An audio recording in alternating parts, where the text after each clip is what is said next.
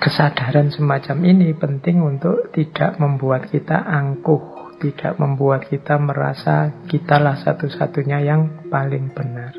Pendapat kita juga ada titik-titik lemahnya. Wong kita ini manusia. Pendapat orang lain yang kita anggap salah ada titik-titik benarnya.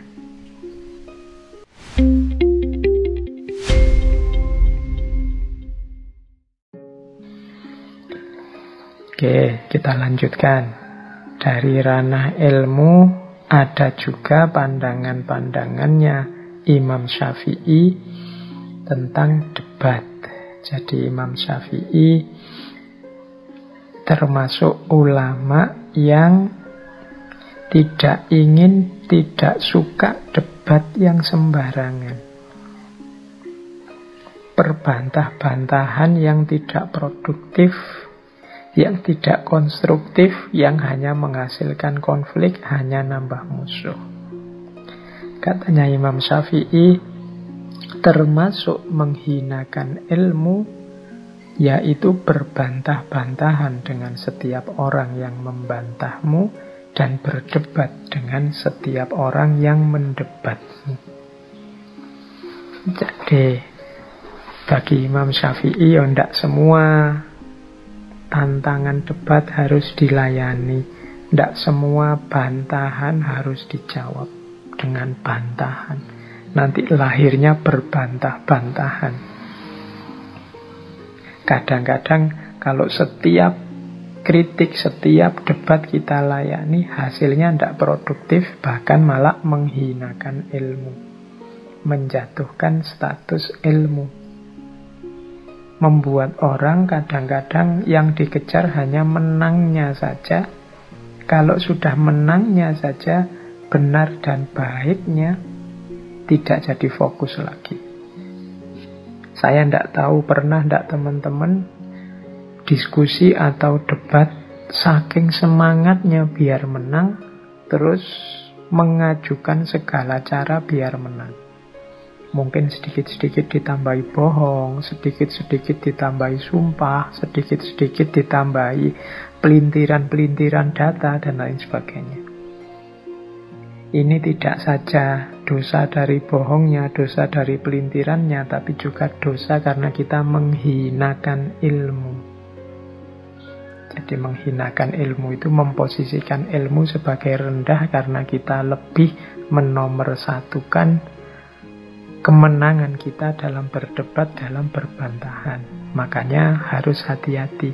Kalau pakai kalimatnya Al-Quran, berdebat itu kan ditambahi garis bawah billati hiya ahsan. Harus dengan baik. Karena kalau tidak hati-hati, ya mungkin kalian menang berdebat, mungkin kalian menang dalam berbantahan, tapi yang kalian dapat hanya dosa dan kehinaan, karena kalian menghinakan ilmu.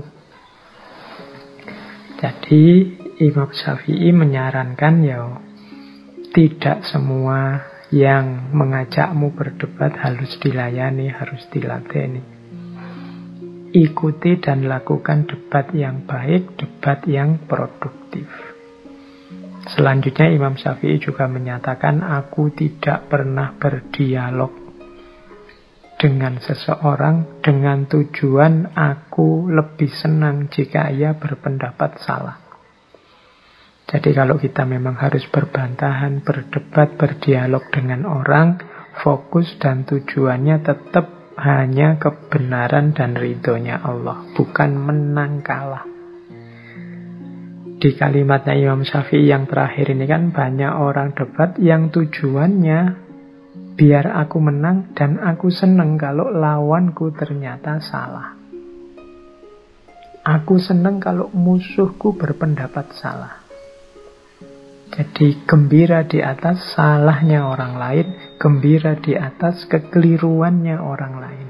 Nah, ini diingatkan oleh Imam Syafi'i karena beliau sendiri tidak pernah berdialog dengan visi, dengan misi semacam itu. Saya ingin menunjukkan kesalahanmu, saya ingin membuatmu kelihatan keliru, saya ingin agar engkau sadar bahwa yang engkau pegangi selama ini adalah sesat. Nah, ini bukan tujuan. Orientasi berdiskusi, berdebat, katanya Imam Syafi'i, tolong jangan ini. Apalagi dilakukan secara terbuka di depan orang banyak, atau kalau hari ini ya di media sosial yang umum.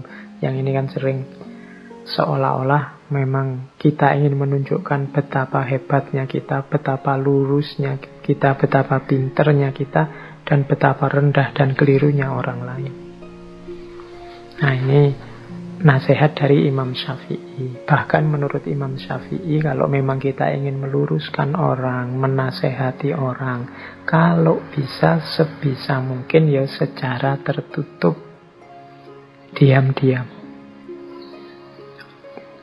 Kata Imam Syafi'i, orang yang menasehati saudaranya secara tertutup berarti ia telah berbuat baik kepadanya dan menghargainya.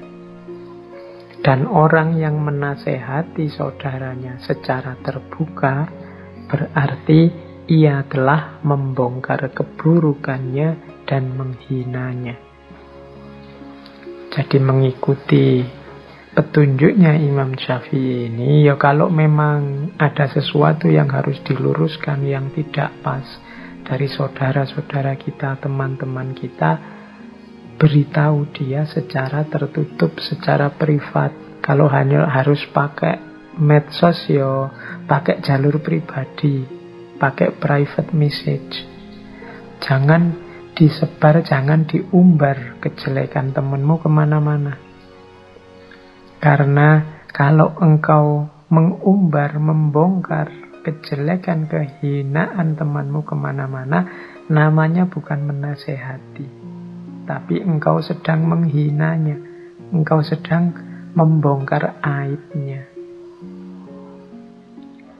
Jadi ini nasihat dari Imam Syafi'i untuk kita hari ini, mungkin ya yang aktif sekali di medsos. Kadang-kadang kita tidak sadar terpancing untuk berbantahan dan berdebat. Pastikan kalau memang harus berbantahan dan berdebat, billati hiya ahsan. Gunakan cara yang baik, bukan cara yang menyakiti. Kadang-kadang kalau kita sudah tidak setuju, apalagi marah sama orang, apalagi tersinggung sama orang, misi kita kan bukan lagi misi kebenaran, tapi gimana teman kita merasakan sakit yang sama, tersinggung yang sama, kecewa yang sama, seperti yang kita lakukan. Jadi kita mengharapkan sakitnya dia, mengharapkan tersinggungnya dia, mengharapkan kecewanya dia. Nah, tujuannya bukan lagi kebenaran. Dan kalau memang ingin menasehatinya ke arah yang lurus, baik dan benar menurut kita, lakukan secara diam-diam, yang tidak ada orang tahu. Ini lebih mulia daripada kita bongkar-bongkar di depan publik. Ini namanya menghina tentang apapun, kepada siapapun. Oke, baik. Ambil nafas sebentar. Oke, selanjutnya ada tips menurut saya dari Imam Syafi'i bagaimana biar kita tidak merendahkan orang yang berbeda pendapat dengan kita. Bagaimana agar kita tidak merasa sombong di hadapan dia. Ada satu adagium yang terkenal sekali dari Imam Syafi'i, yaitu pendapatku benar namun mengandung kemungkinan salah, dan pendapat orang lain salah namun mengandung kemungkinan benar. Jadi perbedaan pendapat itu seringkali berawal dari beda orientasi berpikir, beda sumber yang diambil, beda sejarah atau pengalaman yang dialami. Sehingga Kadang-kadang dalam satu pendapat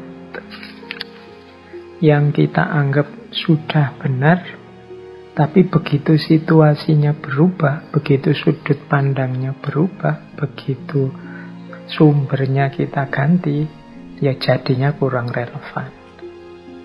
Jadi sebenar apapun pendapatku, ya mengandung kemungkinan salah. Sebaliknya, sesalah apapun pendapatnya orang lain, namun mengandung kemungkinan benar. Bisa jadi kalau situasinya pas, kemudian ruang dan waktunya memungkinkan, yang sama sekali salah itu sedikit-sedikit ada unsur benarnya. Yang sama sekali benar, sedikit-sedikit ada unsur kelirunya. Wong kita ini manusia biasa. Kesadaran semacam ini penting untuk tidak membuat kita angkuh, tidak membuat kita merasa kitalah satu-satunya yang paling benar. Pendapat kita juga ada titik-titik lemahnya. Wong kita ini manusia.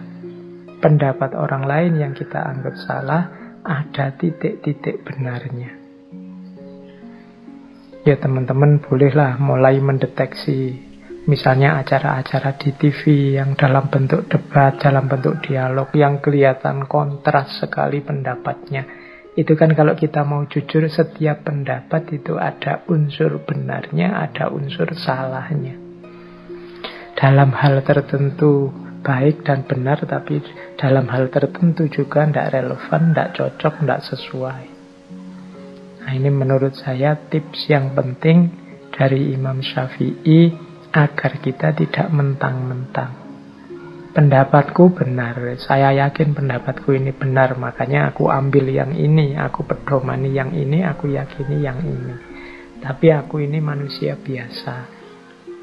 Ada titik-titik salahnya, ada titik-titik lemah dan kelirunya.